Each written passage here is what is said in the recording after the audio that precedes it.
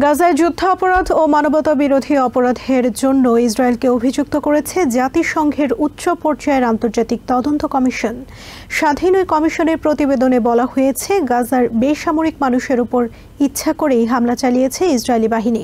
বুধবার সুইজারল্যান্ডের জেনিভায় জাতিসংঘ মানবাধিকার কাউন্সিলের ৫৬তম অধিবেশনে প্রতিবেদনটি তুলে ধরেন তদন্ত কমিটির প্রধান নাভি পিলে।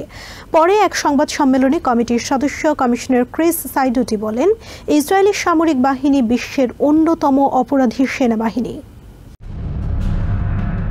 গত ৭ অক্টোবর শুরু হওয়া ইসরায়েল হামাস সংঘাত নিয়ে বিস্তৃত তদন্ত চালায় জাতিসংঘের মানবাধিকার কাউন্সিল সমর্থিত স্বাধীন আন্তর্জাতিক তদন্ত কমিশন।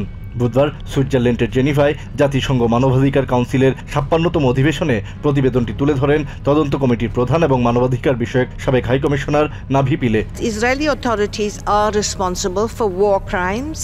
তিনি জানান, গাজায় ইসরায়েলের সংঘটিত অপরাধগুলোর মধ্যে রয়েছে নির্মূল অভিযান, ইচ্ছাকৃতভাবে বেসামরিক নাগরিক এবং স্থাপনায় হামলা, ইচ্ছাকৃত হত্যা এবং যুদ্ধের কৌশল হিসেবে গাজার বাসিন্দাদের অনাহারের মুখে ঠেলে দেয়া।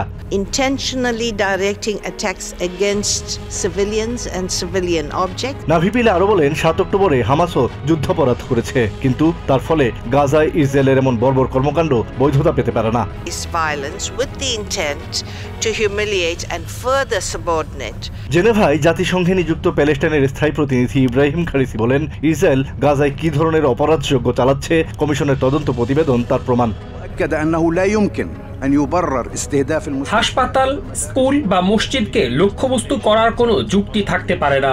দখলদার বাহিনী জানে সেখানে শিশু ও নারী রয়েছে এবং বেশিরভাগ সময় তাদের সরে যাওয়ার জন্য কোনো সতর্ক বার্তা ছাড়াই হামলা চালানো হয়। শিশু, নারী ও বৃদ্ধদের ওপর হামলা যুদ্ধাপরাধ। তবে অধিবেশনে ইসরায়েলের রাষ্ট্রদূত কোনো বক্তব্য রাখেননি। তার পরিবর্তে ইসরায়েলি এক নারীকে কথা বলার সুযোগ করে দেন, যার 23 বছর বয়সী মেয়ে রোমি গাজায় হামাসের হাতে জিম্মি রয়েছেন। The world needs them. Please help me hug my daughter again. পরে আনুষ্ঠানিক সংবাদ সম্মেলনে কথা বলেন তদন্ত কমিশনের সদস্যরা। তারা জানান, গাজার যুদ্ধে সংঘটিত অপরাধের বিষয়ে ইন্টারন্যাশনাল ক্রিমিনাল কোর্টে এরই মধ্যে ৭,০০০টি প্রমাণ জমা দেওয়া হয়েছে। With the Office of the Prosecutor at the International Criminal Court. নিজেদের সামরিক বাহিনীকে বিশ্বের সবচেয়ে নৈতিক সামরিক বাহিনী হিসেবে ইসরায়েলের দাবির বিষয়ে এ সময় কমিশনার ক্রিস সাইডোটিকে প্রশ্ন করা হয়। And we've done that in relation to the recent events, and you can see that in the report. গাজায় অবিলম্বে ও পূর্ণ যুদ্ধবিরতির জন্য জাতিসংঘের নিরাপত্তা পরিষদে পাশ হওয়া প্রস্তাবের কথা উল্লেখ করে সংঘাতের পুরোপুরি অবসানের আহ্বান জানায় কমিশন।